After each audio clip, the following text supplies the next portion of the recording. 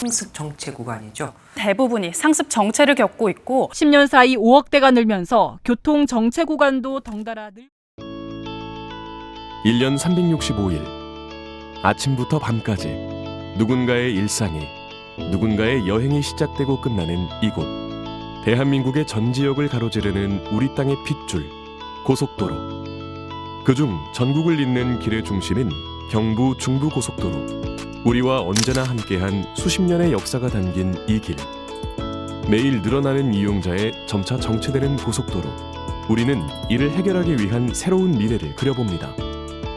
미래로 향하는 이 길, 우리가 꿈꾸는 새로운 길에 대한 이야기 지금 시작합니다. 첫 번째 이야기, 길 위에서. 대한민국 각 지역을 이어주며 많은 이들이 오가는 이곳 경부, 그리고 중부고속도로. 현재 중부권 교통량이 도로 용량을 초과하여 주말은 물론 평일까지 상습적인 정체가 이어지는 상황.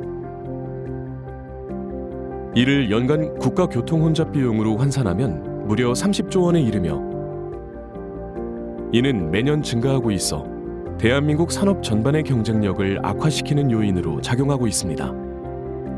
또한 대한민국 화물 수송량의 43%가 고속도로에서 이루어진다고 하는데요. 이 중 경부, 중부선이 4분의 1을 차지합니다. 국내 화물 수송의 약 11%를 처리하는 경부 중부고속도로의 혼잡은 국내 물류 산업에도 큰 영향을 미치고 있어 시급한 개선이 필요한 상황이라 볼 수 있습니다. 여기 위례, 동탄 2신도시 등 여러 신도시의 입주가 2015년부터 시작되었고 세종시의 인구가 빠르게 증가하며 고속도로의 혼잡도는 더욱 가중될 것으로 전망되었습니다. 우리는 세종시의 기능을 안정화하고 수도권과 세종, 충청권의 연계와 강화를 통해 위 문제를 해결하고자 하나의 목표를 향해 전진했습니다. 두 번째 이야기, 하나의 목표로 향하는 길. 한강의 기적이라 불리는 대한민국 경제 구도 성장의 대표적 상징물, 경부고속도로. 제2의 경부고속도로라 불리는 서울-세종고속도로 건설은 경제수도 서울과 행정수도 세종을 연결하고 침체된 대한민국 경제에 활력을 불어넣을 제2 경제도약의 발판으로 마련되었습니다. 2008년 국토해양부에서 수립한 수도권 고속도로망 계획 중 남북 5축으로 경부, 중부고속도로의 기능을 보완하여 수도권 교통 혼잡을 완화하고 주요 신도시를 연계하는 고속도로의 효율적 구축을 위한 경제적, 기술적, 사회 및 환경적 타당성과 사업 시행의 타당성을 종합 검토했습니다. 또한 여러 대안을 비교하여 최적의 노선 선정 등 합리적인 건설 공사의 기본 계획을 수립하는 것이 가장 큰 목표였습니다. 전체 길이 128.1km의 서울-세종고속도로는 총 사업비 11조 4천억 원이 투입된 초대형 프로젝트입니다. 16년의 시간이 담긴 이 길은 경제 거점과 행정 거점을 직결하는 핵심 국가 간선 도로망으로 이용될 예정이며 용인 반도체 클러스터의 물류 지원 인프라로서 단순 교통량, 정체 해소 등의 교통 문제뿐만 아닌 대한민국 반도체 산업 발전에도 크게 이바지할 것으로 예상됩니다. 서울-세종고속도로의 장내 이용 교통량입니다. 무려 일 96,363대에 달하는 방대한 교통량이 예측되었습니다. 경제성 분석 결과 수치는 위와 같이 분석되었는데요. 서울-세종 간 고속도로는 수도권 고속도로망 중 대한민국 남북 방향의 주축을 이루는 경부, 중부고속도로의 중간에 위치하며 구리, 서울, 하남, 광주, 용인, 안성, 세종 등 수도권 동남부와 충청권을 잇는 새로운 고속 간선축으로 형성되어야 한다는 결과가 도출되었습니다. 또한 위와 같은 주요 고속도로를 연결함으로써 높은 교통분산 효과를 기대할 수 있었습니다.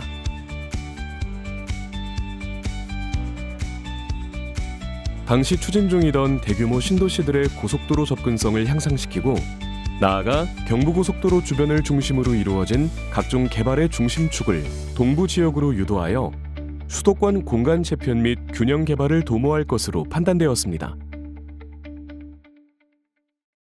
세 번째 이야기. 미래를 향한 도전. 본래 서울 세종 고속도로 사업은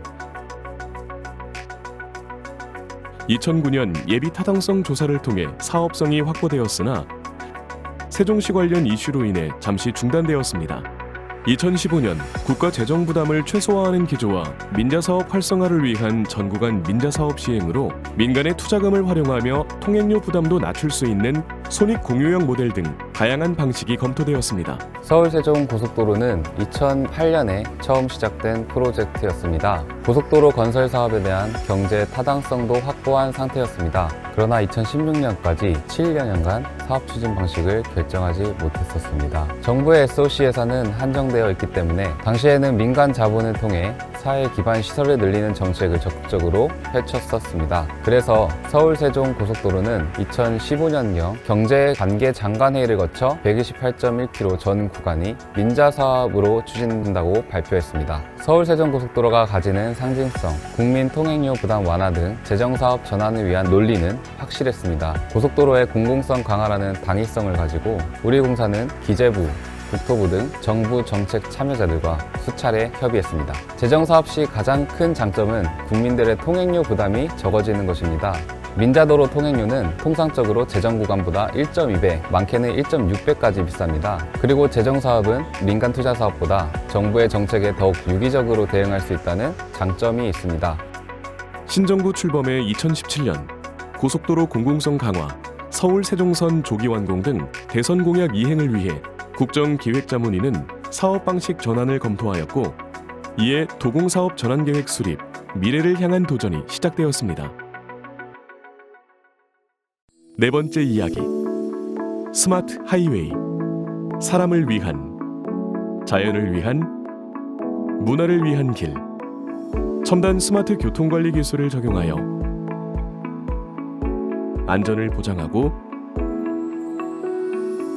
더불어 자연과 문화를 보존하는 도로. 서울 세종선의 가장 큰 모토입니다. 서울세종고속도로는 자율주행 시대를 대비하여 첨단 ICT 기반의 스마트 고속도로를 비전으로 설정했습니다. 빠르고 안전한 고속도로 구현을 위해 전사적으로 신규 과제들을 발굴했고 60여 가지의 고속도로 첨단화 과제를 발굴하고 추진했습니다. 실제로 이러한 노력을 통해 전구간 배수성 포장 도입, 야간에도 잘 보이는 표지판, 초고속 주행 도로 등 국내 최초라는 타이틀로 다양한 성과를 이룰 수 있었습니다. 서울세종고속도로 건설 사업은 난이도가 매우 높은 공사였습니다. 서울, 하남, 성남, 용인 등 수도권의 주요 도시를 통과하는 노선이었기 때문에 일단 터널과 교량 등 구조물 자체가 많았습니다. 그리고 주거단지, 자연공원 등 보존해야 할 시설물이 많았기 때문에 노선 설계와 시공 방법에 관한 많은 전문가들의 고민이 있었습니다. 대표적인 사례가 남한산성 터널입니다. 국내 3차로 중 최장 길이를 자랑하는 총연장 8.3km의 남한산성 터널은 이름 그대로 유네스코 세계유산인 남한산성 밑을 관통하는 터널입니다. 문화유산을 보존하기 위해 전 구간을 터널로 계획했습니다. 그리고 남한산성을 형상화한 터널 입구 디자인 등을 선정하여 주변 환경과 어울릴 수 있도록 계획했습니다. 서울 세종고속도로 건설공사는 총 14개 공구로 본선 72.23km와 분기점 4개소, 나들목 9개소로 설계되었습니다.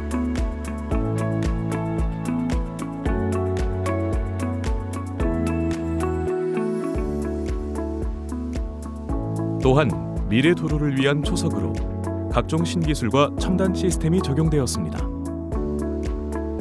그 내용을 함께 살펴볼까요? 첨단 ITS 시범 사업을 적용한 첨단 ICT 사고 예방 도로. 국내 최초 미래형 설계 시스템 도입으로 주행 속도 120km의 초고속도로. 전 구간 배수성 포장 시공으로 배수와 결빙 방지를 대비하는 도로.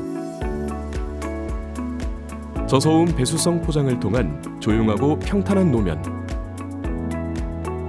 우아하고 경쾌한 시설물 디자인, 경관 특화 시설물, 터널 객문, 방음벽 디자인을 통해 테마가 있는 경관 설계 등 우리는 미래 도로의 새로운 모델이 될 수 있는 특별한 길을 그려냈습니다.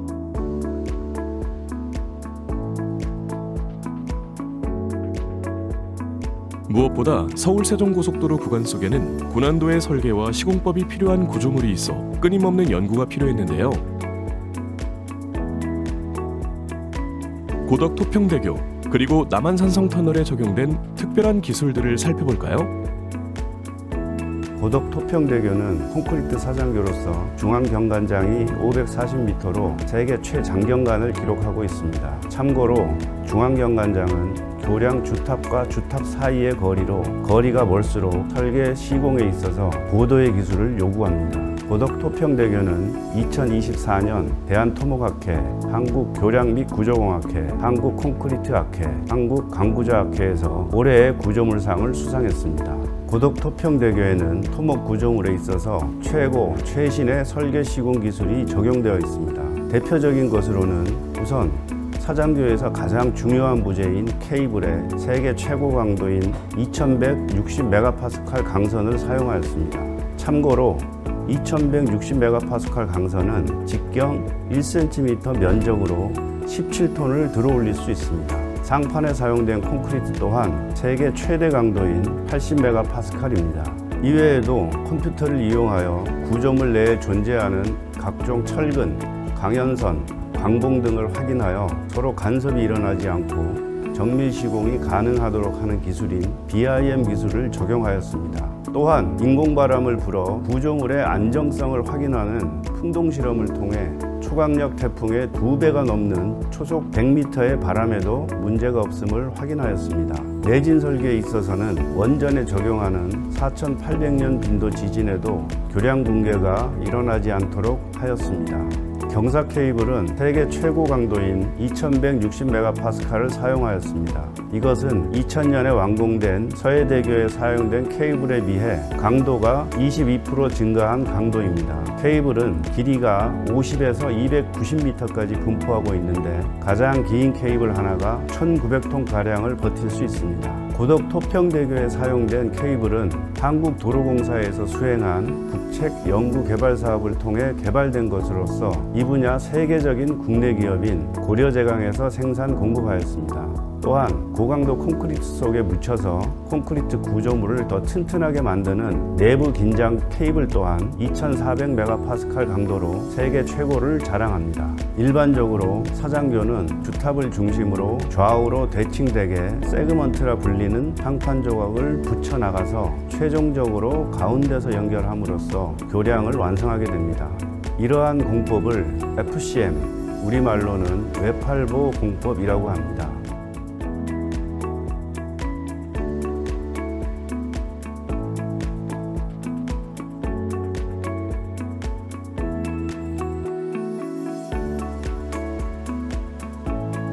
이러한 FCM 공법의 기술적 핵심은 좌우에서 붙여서 나온 상판이 교량 중앙부에서 만날 때 두 상판의 위치 차이가 허용된 오차 이내 최소가 되어야 한다는 것입니다. 고덕 토평대교에서는 좌우에서 각각 270m를 뻗어나온 상판의 위치 차이가 3cm 정도밖에 나지 않을 정도로 정밀 시공을 하였습니다. 최첨단 미래형 전구간 무선통신망이 설치되어 데이터 및 영상 수집과 전송이 가능한 스마트 네트워크 플랫폼을 구축하였습니다. 또한 1km 간격마다 레이더를 설치해 실시간 차량 자동 감지, 교통 정보를 수집할 수 있습니다. 디지털 트윈 관제 시스템에서는 당초 CCTV를 활용하는 수동 관제가 아닌 AI와 레이더 등을 활용해 실시간 자동 관제를 하게 됩니다. 안녕하세요. 저는 한국도로공사 요행고리 건설사업단 1109 시공감독 이배혁 대리입니다. 저희 남한산성 터널을 소개해드리자면 약 8.3km의 연장으로 대한민국 3차로 터널 중 가장 긴 도로 터널입니다. 남한산성 터널은 볼거리, 주행성, 시공성, 안전을 갖춘 터널인데요. 첫 번째 볼거리로는 이제 보시는 바와 같이 지역 특색을 살린 남한산성을 모티브로 하여 디자인한 웅장한 갱고부, 화려한 내부 고무 조명이 있습니다. 운전자분들이 이 웅장함과 화려함에 졸음에서 환기도 되고 긴 여행 중 뜻밖의 즐거움도 느끼실 수 있을 거라고 생각합니다. 두 번째, 주행성인데요. 터널은 기본적으로 콘크리트 포장으로 시공이 되는데 저희 남한산성 터널은 차세대 표면 처리 공법인 NGCS를 도입하였습니다. 이 NGCS 공법은 1차 절삭, 2차 절삭을 하면서 작은 종방향 홈을 형성하는데요. 이 부분이 주행할 때 안정성과 소음을 감소시켜서 운전자분들로 하여금 주행하실 때 아주 쾌적함을 느끼실 수 있습니다. 세 번째로는 시공성인데요. 남한산성 터널은 발팟이 민간인, 문화재뿐만 아니라 동식물들의 서식지 보호를 위해 단계적 제어 발파를 실시하였습니다. 설명드리자면 선대구경 발파, 전자내관, 굴진장 축소, GD컷, 무진동 암파세를 단계적으로 중부 시공하여 최대 80%의 진동 저감 효과를 가져왔습니다. 특히 GD컷은 당초 설계에 반영되어 있던 시공성이 떨어지는 워터젯을 대체한 공법으로 저희 현장에서 최초 적용하였고요. 시공성과 진동 저감 효과를 동시에 낼 수 있는 공법입니다. 원리는 워터젯과 동일하지만 워터젯과 비교하면 필요용 수량, 작업 시간, 그리고 방진구 형성 면에서 탁월한 효과를 가져올 수 있는 공법입니다.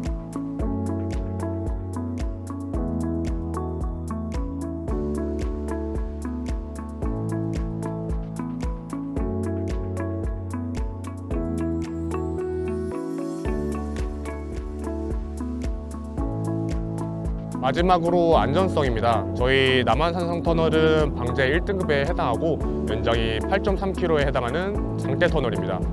장대 터널의 가장 큰 문제라고 할 수 있는 게 유사시 빠른 대피가 어려울 수 있다는 점인데요. 남한산성 터널은 이 부분을 빠르게 대처할 수 있는 시스템을 구축하였습니다. 먼저 충류팬, 제트팬과 같은 환기 시스템과 3km마다 환기소 및 경사갱을 설치하여 화재 시 신속하게 연기를 환기시킬 수 있습니다.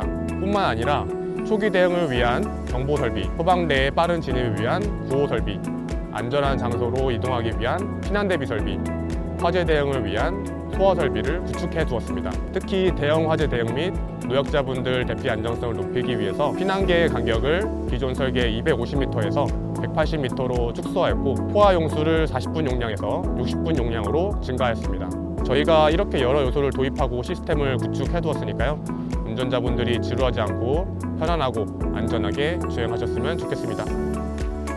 첨단 방제 시설이 적용된 국내 최장 3차로 터널, 남한산성 터널, 그리고 세계 최장경관 콘크리트 사장교, 고덕 토평대교까지. 우리는 이곳에서 우리의 미래를 만들어 나갈 새로운 기술을 엿볼 수 있었습니다. 마지막 이야기. 미래로 가는 길. 16년.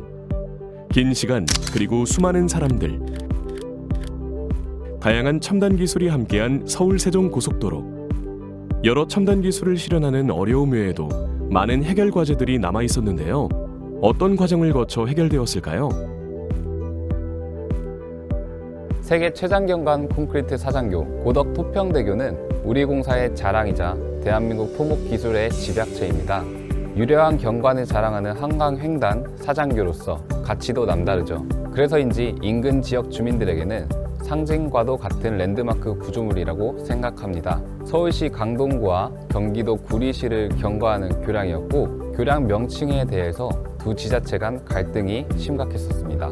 강동구는 고덕대교, 구리시는 구리대교를 주장하며 팽팽한 신경전을 벌였습니다. 더군다나 옆 동네에 구리 암사대교가 존재하는데 어떻게 보면 구리시와 강동구는 교량 명칭과 관련해서는 2차전이라고 볼 수도 있었죠. 우리 공사 입장에서는 어느 한 지자체의 편을 들어줄 수 없었습니다. 시설물 명칭 기준에 의해서도 명확하게 명칭을 부여하기 어려운 상황이었습니다. 2022년도 말부터 개통을 앞두고 본격적으로 지자체의 촉구문이 쏟아지기 시작했습니다. 우리 공사는 의사결정을 위해 창사 이래에는 처음으로 국가지명위원회에 시설물 명칭을 상정했습니다. 최초 고덕대교로 명칭되었던 고덕토평대교는 서울 강동구와 구리시의 명칭에 대한 이견으로 국가지명위원회가 개최되었습니다. 국가지명위원회는 국토교통부 산하 국토지리정보원에서 주최하는 대한민국 지리, 명칭, 지도 등과 관련한 최상위 기구입니다. 먼저 강동구와 구리시와 도로공사 3자 간 수차례 협의를 통해 여러 가지의 대한 명칭을 발굴했습니다. 그리고 국가지명위원회에 결정을 요청하였고 지리와 역사에 풍부한 지식을 가지고 있는 각계의 전문가를 위원으로 하는 국가지명위원회가 2차례 개최됐습니다. 국가지명위원회에서도 쉬운 결정은 아니었을 겁니다. 결국 국가지명위원회에서도 절충안을 고려해 고덕 토평대교로 최종 결정했습니다. 수많은 어려움이 있었지만 포기하지 않고 오로지 하나의 목표를 향해 달렸습니다. 어려움 그리고 나아가는 마음, 이 모든 과정이 있었기에 첨단 스마트 하이웨이 서울 세종선 고속도로를 개통할 수 있었습니다. 16년이라는 긴 여정의 끝, 우리는 미래로 향하는 길을 만들어냈습니다. 국민의 삶과 함께하는 도로, 보다 빠르고 안전한 도로가 될 수 있도록 이 길을 지나는 모든 사람의 안전한 하루를 위한 길을 만들겠습니다. 첨단 기술과 함께 미래로 나아가는 스마트 하이웨이, 제2의 경제도약 발판으로 마련된 이 길이 대한민국의 새로운 활력이 될 수 있도록 16년의 위대한 도약, 스마트 고속도로 시대를 여는 서울 세종 고속도로가 그 미래의 시작을 그립니다. 함께 하겠습니다. 모두가 편안한 길을 만들어 나가겠습니다.